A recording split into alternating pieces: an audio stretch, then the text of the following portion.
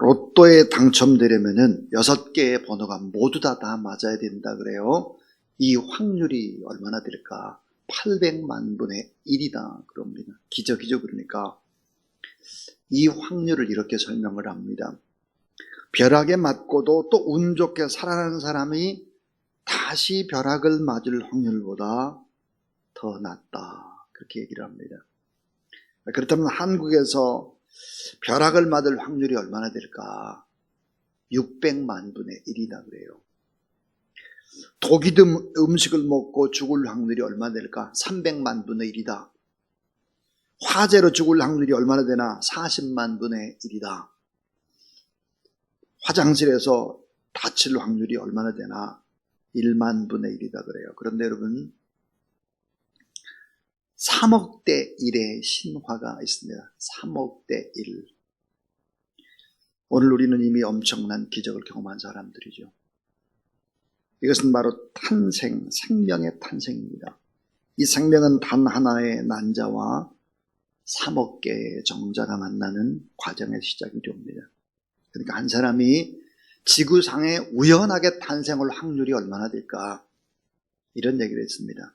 침팬지가 컴퓨터 자판을 아무렇게나 치다가 셰익스피어의 명작을 쳐내는 확률, 그 확률보다 더 낮다 그럽니다. 그러니까 우연하게 태어나는 것은 불가능하다.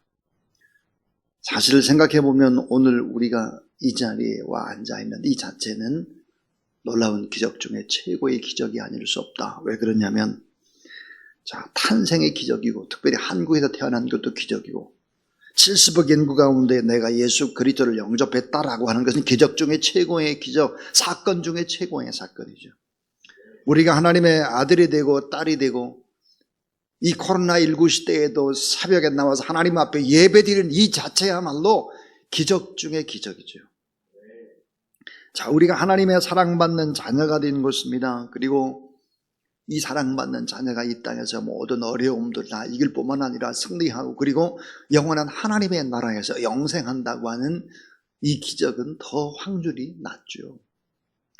놀라운 기적입니다. 근데 에베소 1장 4절은 이렇게 얘기를 합니다. 그 창세 전에 그리스도 안에서 우리를 택하사 우리로 사랑 안에서 그 앞에 거룩하고 흠이 없게 하시려고 그랬습니다. 우리의 선택이 창세 전이다. 세상 만물을 만들기 이전이다. 이사야 49장 15절에 보니까 결코 잊을 수 없는 사랑, 부모가 자식을 잊을 수 있어도 하나님이 결코 우리를 잊지 않는 놀라운 사랑, 자기 아들 예수 그리스도를 우리 위해 내어주신 하나님의 그 큰 십자가의 엄청난 사랑, 끊을 수 없는 사랑, 이런 위대한 사랑. 오늘부터 이제 이 위대한 사랑에 대한 탐험들을 일주일 동안 하려고 합니다. 자, 오늘 3가지 얘기를 하려고 하는데, 그 첫 번째가 바로 하나님은 사랑이시다 하는 것입니다. 하나님은 사랑이시다. 오늘 우리 요한일서 4장 7절 8절을 읽었는데요. 하나님은 사랑이시다. 어떤 사랑일까? 본성이 사랑입니다. 본성. 인간에 대한 하나님의 사랑, 십자가에서 자기 아들을 죽게 하는 사랑, 하나님 그 본성 자체가 사랑이시다. 그래서 우리를 하나님의 자녀로 예정하시는 사랑, 선택하는 사랑, 부르시는 사랑, 우리의 모든 죄를 용서하시고 우리를 의롭다 하시는 사랑, 삶의 여러 가지 우여곡절과 아픔과 고통과 실패와 절망과 좌절과 이런 모든 것을 합해서 우리를 점점 더 거룩하게 만드는 성화시키는 사랑, 우리가 다른 길로 갈 때 여러 방법을 동원해서 우리를 다시 그 자리에 있게 하는 견인의 사랑, 우리가 죽으면 영원한 하나님의 나라 가게 하는 영화의 사랑, 모두 다 사랑. 하나님의 본성이 뭘까? 사랑이다 하는 것입니다. 그래서 우리가 또 알아야 될 것이 이 하나님의 본성이 사랑이기 때문에 오늘 우리에게 주는 것이 뭘까? 천대까지 복을 주시는 하나님의 사랑이다 그랬습니다. 천대입니다. 신명기 7장 9절에 보니까 그런즉 너는 알라 오직 내 하나님 여호와는 하나님이시여 신실하신 하나님이시나 그를 사랑하고 그의 계명을 지키는 자에게는 천대까지 그랬습니다. 그 언약을 이행하시고 천대까지 사랑을 베풀어 주겠다. 사랑의 본질이기 때문입니다. 그래서 생육하고 번성하고 땅에 충만하고 정복하고 다스리고 통치하는 이 놀라운 축복, 바로 천대까지 복을 주신다 그랬습니다. 이 하나님을 사랑하면 하나님은 복을 주시는 축복의 언약, 그래서 인애를 베푸시는 그런 하나님의 놀라운 사랑이다. 그러나 이 아담의 속성을 가진 인간이 죄악을 저지르죠. 악한, 자꾸 죄악을 범합니다. 그 무지한 인간을 향한 하나님의 끝없는 용서와 포기하지 않는 사랑, 이런 사랑이 있다. 그래서 이 사랑의 하나님은 어떤 분이실까? 또 하나는 포기하지 않고 기다리시는 사랑입니다. 포기하지 않고 기다리신다. 주도적이고 창조적인 사랑의 하나님이시다. 호세아서에 보니까 뭐라고 얘기하느냐? 따라하세요. 고쳐서 사랑하시는 하나님. 고친다는 거예요. 이 고치는 데 보니까 창조적으로 하나님의 모든 방법을 다 동원해서 고쳐요. 고쳐서 사랑하신다 그랬습니다. 신학자 칼 바르트는 이런 얘기를 했습니다. 하나님은 사랑의 대상을 찾아 헤매시는 분이 아니시다. 하나님의 사랑은 사랑의 대상을 고치시고 새롭게 창조하셔서 다시 사랑하신다 그랬습니다. 지치지도 않아요. 우리의 모든 부분들을 새롭게 저렇게 만드시고 회복하셔서 다시 사랑하신다 그랬습니다. 그래서 호세아 14장 4절에 보니까 내가 그들의 반역을 고치고 기쁘게 그들을 사랑하리니 그랬습니다. 반역을 고친다는 거예요. 그래서 기쁘게 내가 사랑하겠다 그랬습니다. 참 NIV 영어 성경으로 이 호세아 14장 4절을 읽어보니까 정말 은혜가 됩니다. 영어로 I, 그 다음에 이 조동사를 will을 쓰고 있습니다. W-I-L-L, will. 그 다음에 heal their 그랬습니다. I will이라니, will이 뭡니까? will이라고 하는 것은 미래가 아니라 의지입니다. 의지. 내가 반드시 고치고야 말리라. 고쳐낼 것이다. 그리고 사랑하겠다는 것이죠. 하나님의 사랑, 놀라운 사랑. 그 사랑은 뒷짐지고 기다리는, 변화되기를 기다리는 사랑이 아닙니다. 적극적으로 고장난 인생을 고치면서 새로운 피조물로 탈복음시키기 위해서 자기 아들을 보내시는 십자가의 놀라운 사랑. 하나님은 오래전부터 재활용의 은혜를 아는 분이셨습니다. 완전히 폐기 처분될 수밖에 없는 버림받은 인생들을 십자가의 사랑과 성령의 역사로 수술하시는 것이죠. 그래서 하나님의 영광이 드러내도록 의의 병기처럼 고쳐서 쓰신다. 재활용의 은혜와 사랑의 능력을 가진 분이 우리 하나님이시다. 약점과 허물까지도 변화시키셔서 강점으로 거룩하게 사용하시는 분이시다. 하나님은 어떤 분일까? 하나님은 이런 사랑의 하나님이시다 하는 것입니다. 자, 두 번째로 생각해 볼 수 있는 것이 있습니다. 그것은 하나님의 사랑을 누리지 못하게 공격하는 세력이 있다는 것입니다. 자, 언제나 하나님의 사랑을 누리지 못하게 공격하는 거예요. 하나님의 사랑에서 우리를 끊어내려고 하는 것입니다. 하나님을 사랑하는 그 방법을 우리가 선택하지 못하도록 공격하는 것이죠. 악한 세력들은 오늘도 집요하게 사랑에서 끊어내리는 악한 영적인 세력으로 우리를 공격합니다. 그래서 보니까 로마서 8장 31절에 보니까 그런즉 이 일에 대하여 우리가 무슨 말하리요? 만일 하나님이 우리를 위하시면 누가 우리를 대적하리요 그랬습니다. 대적자가 있습니다. 대적자. 예배 드리려고 하는데 못 드리게 하는 대적자가 있죠. 사랑을 해야 되는데 사랑을 못하게 공격하는 대적자가 있다는 거예요. 이 대적자가 있을 뿐만 아니라 또 하나는 송사자가 있다. 송사자. 로마서 8장 33절입니다. 송사라고 하는 것이 무엇이죠? 고발입니다. 고발. 누가 능히 하나님의 택하신 자들을 고발하리요 그랬어요. 송사자, 고발하는 자가 있습니다. 이간질을 하고 공격을 하죠.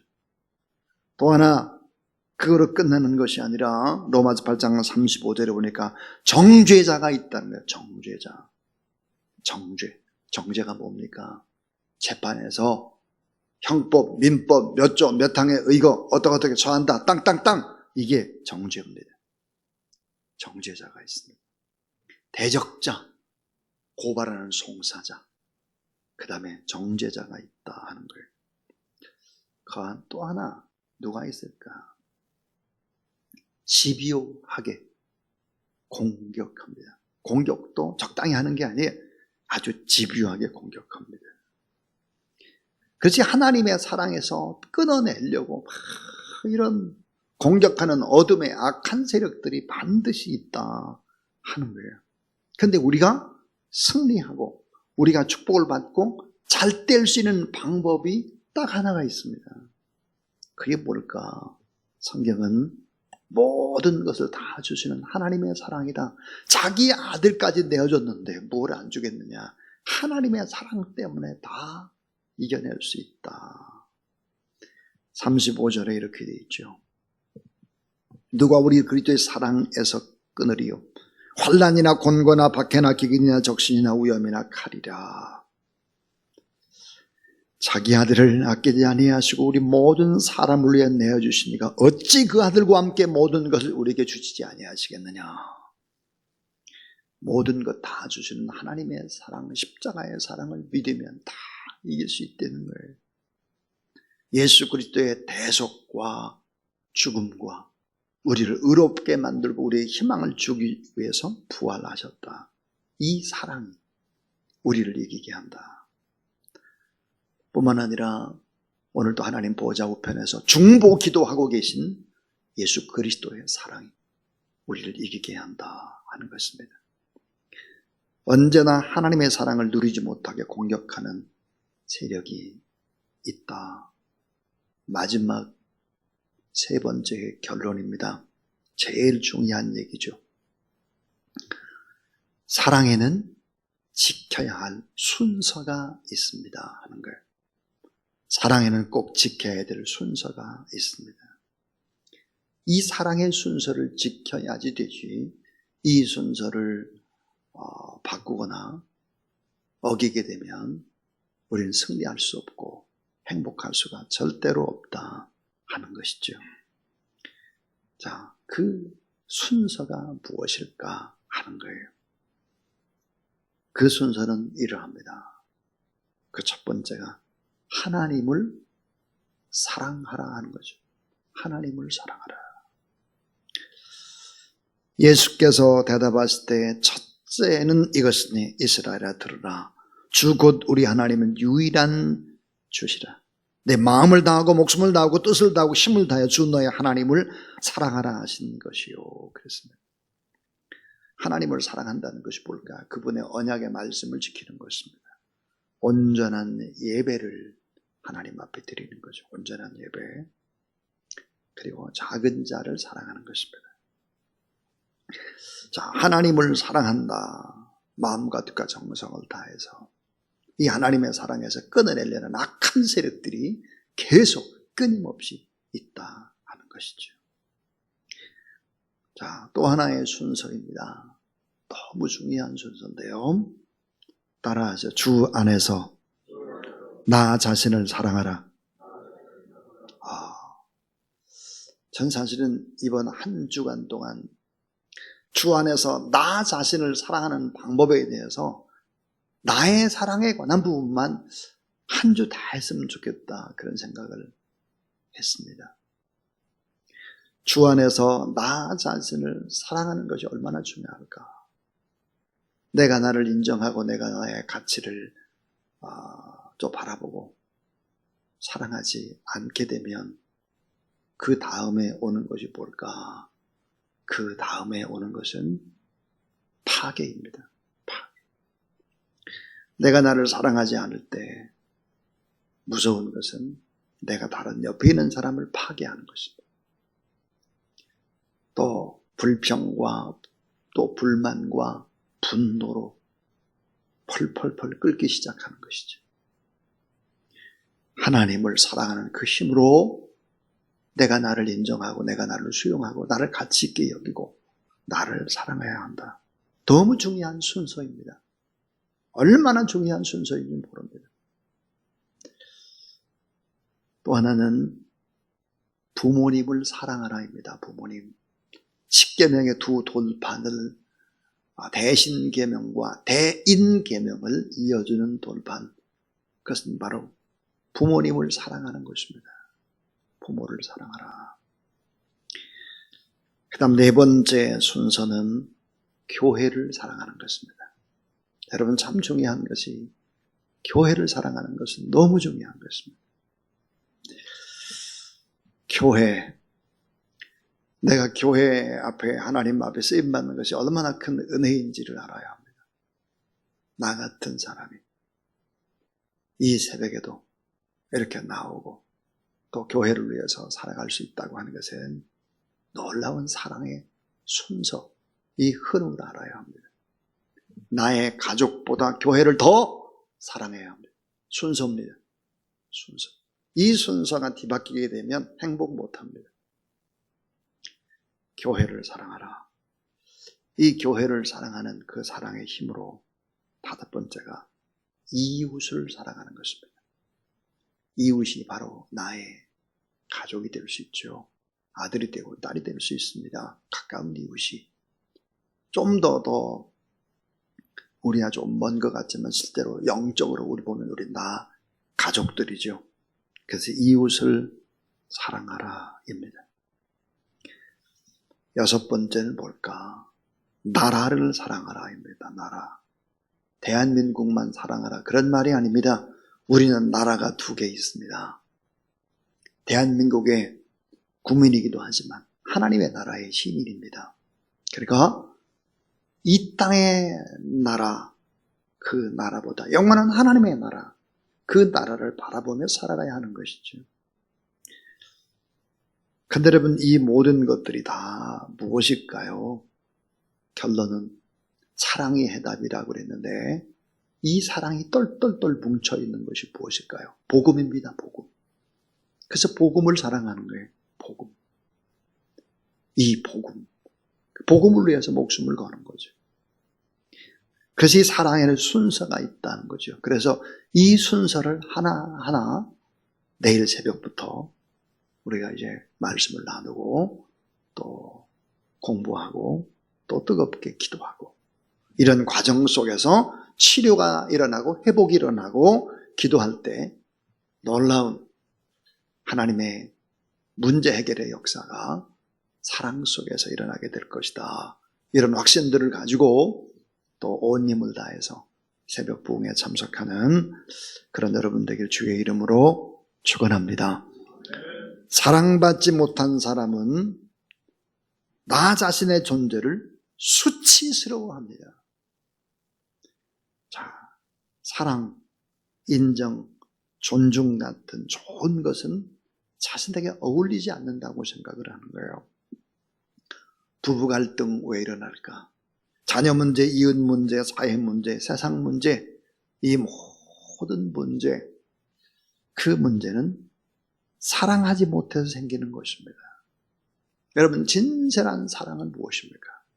하나님을 사랑하는 것입니다. 그 다음 두 번째로 중요한 것은 뭘까요? 나를 사랑하는 것입니다. 나. 자기 사랑으로부터 놀라운 사랑은 시작이 됩니다. 나를 사랑하지 못하는 자가 어떻게 부모를 사랑할 수 있습니까? 부모에게 원망이나 불평이나 하는데 못합니다. 어떻게 나를 사랑하지 못하는 자가 교회를 제대로 사랑합니까? 못합니다. 어떻게 나를 사랑하지 못하는 자가 가장 가까운 이웃인 나의 자녀와 또 이웃들을 사랑할 수 있습니까? 못합니다. 나를 사랑하지 못하는 자가 어떻게 이 나라를 사랑하고 영원한 하나님의 나라를 사랑합니까? 못합니다. 자, 사랑을 받지 못하게 되면은 무시받았다는 느낌이 자주 드는 거예요. 사랑을 받지 못하면.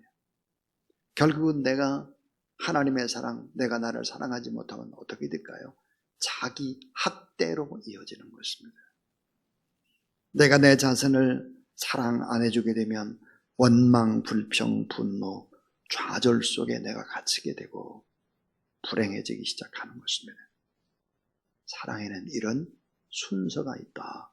이 사실들을 꼭 잊지 마시기를 바랍니다. 이 시간 우리 당신은 사랑받기 위해 태어난 사람, 이 찬양을 하나님 앞에 좀 나한테 좀 불러줬으면 좋겠습니다.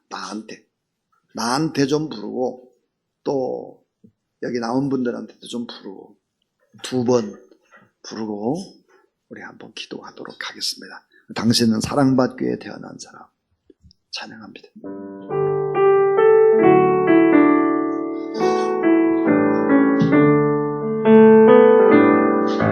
당신은 사랑받기 위해 태어난 사람, 당신의 삶 속에서 그 사랑받고 있지요. 당신은 사랑받기 위해 태어난 사람, 당신의 삶 속에서 그 사랑받고 있지요. 태초부터 시작된 하나님의 사랑은 우리의 만남을 통해 열매를 맺고, 당신이 이 세상에 존재함으로 인해 우리에게 얼마나 큰 기쁨이 되는지. 우리 옆에 사람을 바라보며